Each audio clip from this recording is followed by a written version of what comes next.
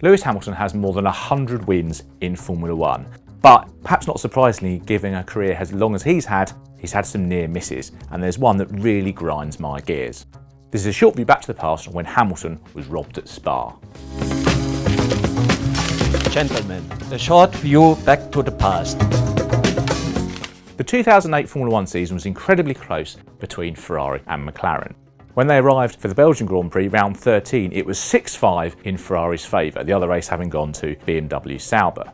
Hamilton took pole for McLaren, but Kimi Raikkonen was on sublime form come race day. He quickly grabbed second from teammate Felipe Massa and inherited the lead when Hamilton had a half spin at Le Source. In the dry, the front two were way quicker than everyone else and drew away into a battle all of their own, Raikkonen managing to stay ahead during the two pit stop phases. It looked like it was going to be one of those close but essentially processional races that didn't produce much drama. And then of course, F1's big help, the rain arrived. At that time, Ferrari seemed to struggle more in wet conditions but with dry tyres on than McLaren, and Hamilton homed in on the back of Raikkonen.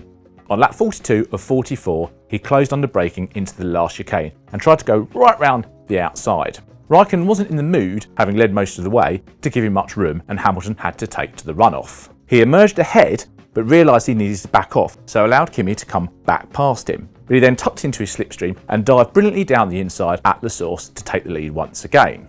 McLaren checked with FIA race director Charlie Whiting to make sure that was okay, and they got an affirmative.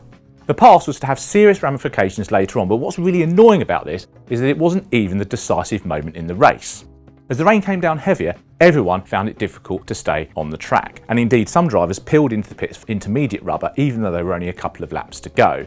Halfway round the penultimate lap, Hamilton was forced onto the grass, avoiding a spinning Nico Rosberg, handing Raikkonen the lead. Raikkonen then spun and Hamilton went back ahead.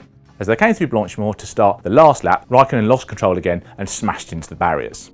Hamilton tiptoed around the final lap to take victory by 14.4 seconds from Massa, except that he didn't, because he was then handed a 25-second penalty for the earlier moment with Raikkonen, demoting him to third and handing Massa a fortuitous victory. The steward's argument was that Hamilton, by using the runoff, had been able to get closer to the Ferrari than he would otherwise have been as they came down to the source, irrespective of the fact that he had backed off to let Raikkonen ahead. They also argued that he could have bailed out of the manoeuvre altogether and slotted in behind the Ferrari, and again, in theory, wouldn't have come onto the start-finish straight as close as he actually was. It's a debatable point, but it's probably fair that they looked at it.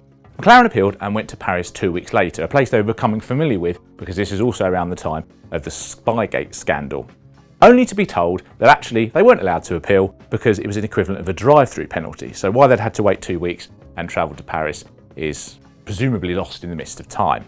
Autosport's magazine cover that week asked, "Is F1 fixed?" which was perhaps a little cheeky given that the contents actually said inside, "No it isn't," and explained why the decision was made. Nevertheless, that does demonstrate the ill feeling that race generated in fans and media alike. As I said, it was right for the stewards to look into the incident, but given that Hamilton did back off, and McLaren checked, and Raikkonen then crashed, it did make F1 look rather silly, taking the win away from Lewis Hamilton. It remains one of the most frustrating ways that Hamilton lost a victory. If you like this video, please remember to click that like button and subscribe. Do let us know in the comments if there's any other stories you'd like us to take a look at in future. Do remember to go to motorsport.tv for other great videos.